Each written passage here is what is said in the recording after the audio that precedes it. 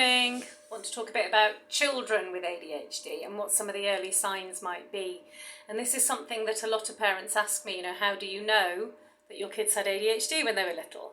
And I could tell from even months old, I noticed that there were differences in behaviour. So when a baby is below 6 months of age, you might notice that they have different ways of looking at things. So for example, we went to a baby massage with my son.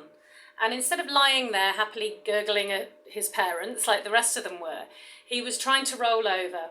He was picking up the piece of paper that had all the massage movements on him. He was holding it upside down, but he was kind of trying to read it or look at it. The inquisitiveness was much higher than the other babies in the room, and the desire to move and roll and fidget was much higher than the other babies in the room.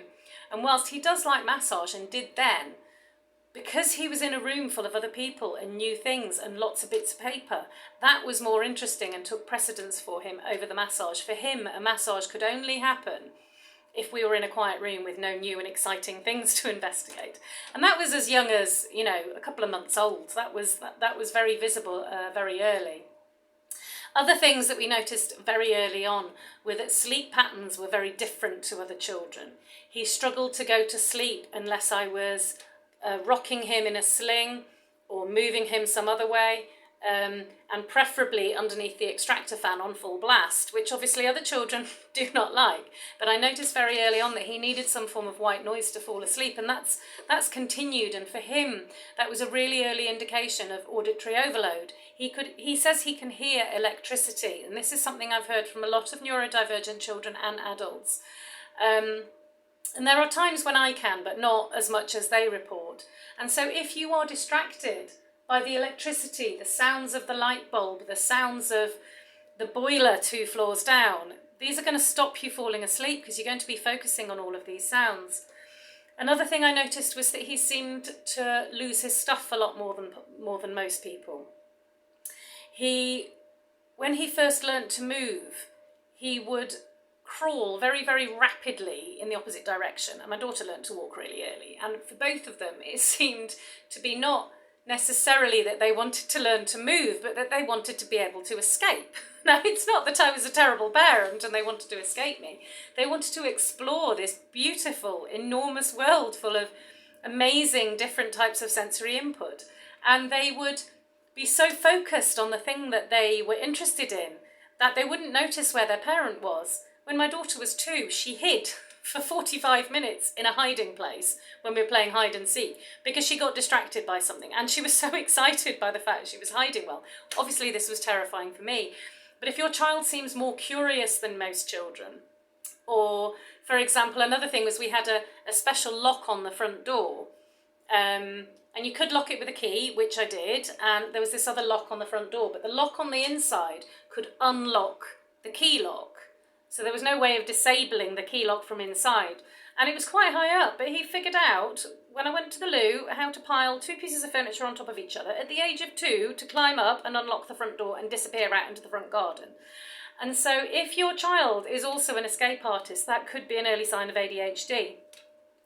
Both of them would get distracted by, more so than other kids, by snails that need rescuing, raindrops on leaves, the beauty of the clouds and the rainbows, little things, little bits of beauty. They would notice that other kids would just not because they were busy doing other kiddie things. Both of them seem to have much more intense feelings than what I would see in what would be described as neurotypical children. So the feelings that they experience, the emotions that they experience would be much, much greater, as well as their ability to manage these big feelings.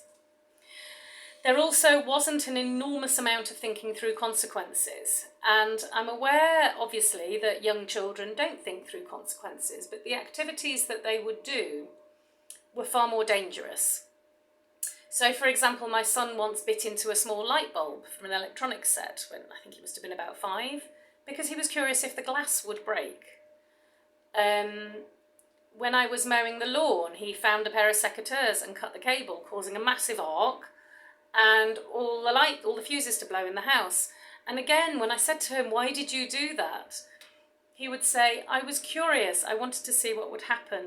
And for most of their younger years, the most common conversation I would have with them regularly to remind them was, if you're curious about what happens with something, come and tell me and we can do an experiment together. Because obviously some of these are highly dangerous. And no matter what you do to think you have child-proofed your home, for a child who is very curious, it's never going to be enough. There is literally nothing you can do to child-proof your home enough. So you have to have more regular conversations around safety and around asking adults for help when you want to do an experiment. There's actually this fantastic book which I really recommend people have a look at if you can get it from your library. All Dogs Have ADHD by Hoopmann. And it is brilliant for kids. It's got loads of lovely big photographs. And it talks about what children with ADHD, what traits they might have. And my kids found it really interesting. And having read it, they both decided independently that they have ADHD. Now, my daughter hasn't had an assessment yet, but my son has, and he's come out quite strongly with ADHD. And it's a really useful book because as parents, it also gives you tips on, you know, what can potentially be traits that you could look out for in your child if this is something you're concerned about. Kids might be a lot rougher than other kids. They don't notice, they don't seem as aware of their own strength as other children. And I remember, you know, as an older child in my teens, when I played tennis, I was good, except I always hit the ball too hard and it always went out. So when we had tennis lessons at school, I could never win because I always hit it too hard. And then they offered squash, which for me was a much more appropriate game because it required me to hit as hard as I could, not to restrain how hard I hit. So when you're choosing musical instruments or introducing your child to musical instruments or sports, have a think about if they struggle to regulate their strength. Have a think about things where this might be more helpful. So, for example, my son's always been interested in drumming.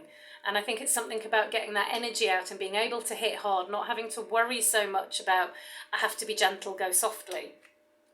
And there's a whole heap of things in here that are really, really useful. Stuff about the traits which might scare you or which might be exhausting for you. But also that they do try really hard to be good. Their hearts are big, they're very loving, they're very perceptive, they're very self-aware. And, you know, I accept not everyone is going to be the same, and not all children with ADHD or adults with ADHD are going to have all of these traits. But the assessment process works on the basis of a number of traits. If you hit the amount of traits that they classify as you having a diagnosis of ADHD, then you get it. So this is a really good book to just have a look through, get some ideas about what early traits of ADHD might be. If you want any more information about some of the things that we've had to handle growing up, in terms of, you know, ensuring your child's safety, if you do have a curious child, obviously you need to consider when you're out and about. So one of my kids hated other people, like she didn't like strangers, and she would shout at them if they tried to touch her or pick her up. So her sensory sensitivities are around not having that close contact. She didn't like the sling. She liked to be independent and not be tightly held. It hurts her often when people try and hug her, and she hates the feeling of people giving her a kiss unless it's me, and it's on top of her head where there's a nice protective layer of hair. But my son, he would go and try and adopt adults in playgrounds, which is obviously terrifying if you don't know who the adults are or whether they're there with other kids, and also inappropriate, because if they are there with other kids, which one would hope they are, they're presumably needing to look after those kids rather than mine. So I'd constantly be having to run after him and retrieve him from trying to make friends with another adult. And so it can be exhausting as a parent, and if you find yourself struggling with any of these sorts of things, then it may be worth reading up on ADHD and considering the possibility that your child may also have ADHD. As always, if you have any questions or you want me to give more detail about anything, please do just drop me a message and let me know, or put a post on this video, put a comment on this video. And if the video has been helpful, then please do subscribe or consider sharing with other people that you think may benefit from the information that I provide. Have a great day, everyone, and enjoy the beautiful, loving natures of your children. Take care.